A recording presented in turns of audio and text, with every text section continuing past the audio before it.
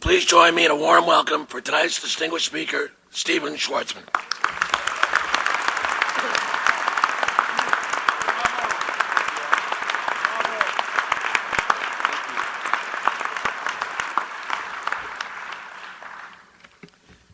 Your Eminence Cardinal Egan, Your Excellence Archbishop Dolan, Governor Cuomo, Your Highness Mayor Bloomberg, friends, frenemies, and you know who you are, distinguished guests. If I could quote our dear friend Rupert Murdoch, this is the most humble day of my life. Alan Ann Smith, thank you for the opportunity to address the 66th annual Alfred E. Smith Memorial Foundation Dinner, and as you said, we call it Occupy Waldorf. I look around at this audience, hundreds of New York's most influential people, dressed to the nines, all in one room, and I think to myself, is it my birthday again already?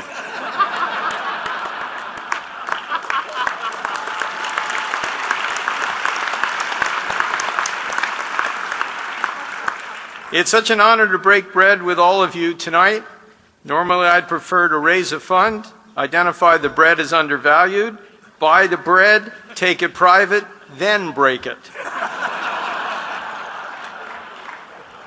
But tonight, I'm happy to do it your way. I'm just saying, you do it my way, you end up with more dough. Governor Cuomo, your work on the budget is nothing short of extraordinary. Everyone here wishes you success in doing what none of your recent predecessors have done, serving a full term.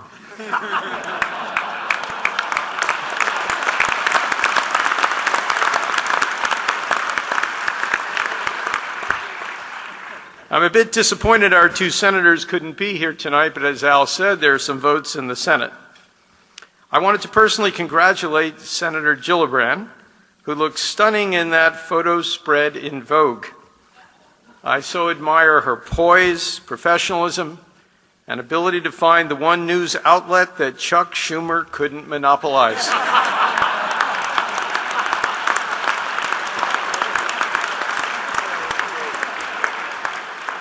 Mayor Bloomberg, I have no doubt history will rank you as one of this city's and this nation's greatest mayors. And additionally, I'm personally indebted to you. When His Holiness Pope John Paul visited New York many years ago, Mayor Bloomberg's office offered me 2 tickets to attend his Mass in St. Patrick's Cathedral. I didn't think it was the right thing for me, actually, but I turned these tickets over to my Catholic girlfriend, Christine Hurst, who, by the way, goes to church every Sunday, so give her credit, please.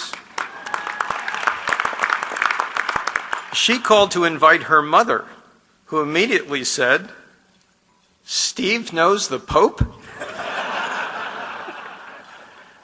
Christine's mother became my mother-in-law, and I firmly believe that she blessed our relationship on the assumption that somehow I actually did know the Pope.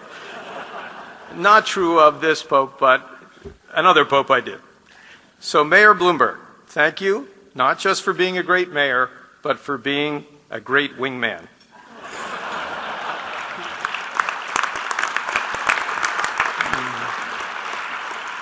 Brian Moynihan is here tonight. Brian, up in the front.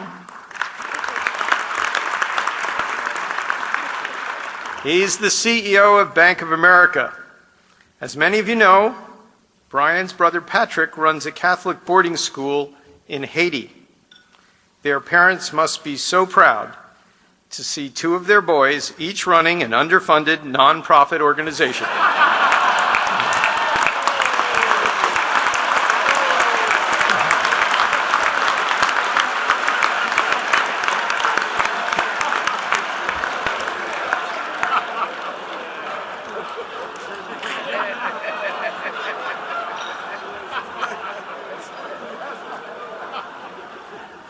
Actually, it's a terrific bank, and we're loyal customers, but I think we just lost our standing over a joke. Not a good idea. I know Rupert Murdoch is upset he can't be here tonight, but after I read some of my jokes over the phone to my mother, Rupert called and told me that I had some pretty good material.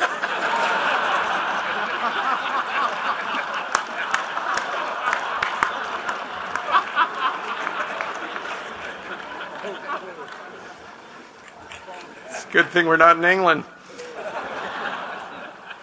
But enough about all of you. Tonight I thought I'd take a moment and tell you a little bit about who I am. The Steve Schwarzman who grew from modest Pennsylvania beginnings to develop a nearly insatiable desire for stone crabs. The son of a middle-class family who grew up to own almost as many homes as Charlie Rangel.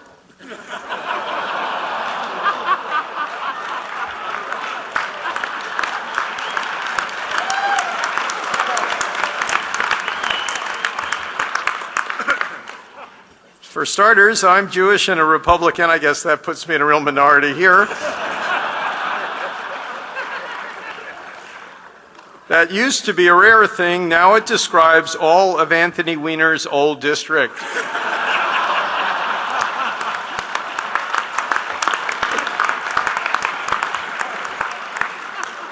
By the way, as a Republican, I'm a bit worried about the presidential field. Take this obsession with 999. It's not just Herman Cain's tax plan or the number of cans of hairspray Mitt Romney goes through each year. It's also the number Rick Perry thinks comes after 888.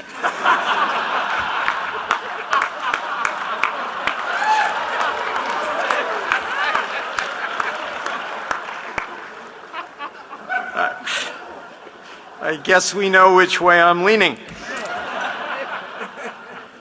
So you can start to see why a lot of people wanted to get behind Christie. It's also because a lot of people can fit behind Christie.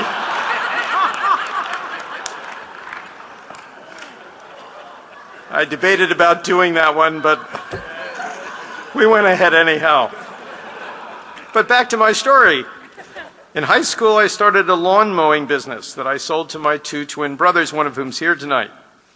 I demanded 20% of the continuing revenue. Two brothers, 20%. In retrospect, that was the start of 2 and 20 compensation. My first hedge fund actually involved hedges.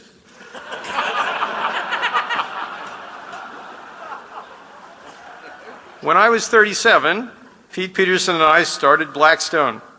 We spent a lot of time thinking about the name. We thought about Peterson Schwarzman, but that seemed too long and it would make it hard to add partners. So I figured out that Schwarz is German for black and Petros is Greek for rock or stone, which led us to our obvious first choice: stone-cold, black-hearted partners. For a while, we considered taking the other half of our names, which would have been Man and Son. Pete kind of liked that one. I thought it was a little too patronizing. And apparently, Goldman Sachs had already taken our third choice, Vampire Squid. So Blackstone it was, and Blackstone has become quite successful. In fact, Blackstone investors own this hotel. And this hotel actually has quite a storied progressive history. For example, it was the first hotel to admit women without escorts. Shortly after Elliot Spitzer heard no escorts, he sent his regrets.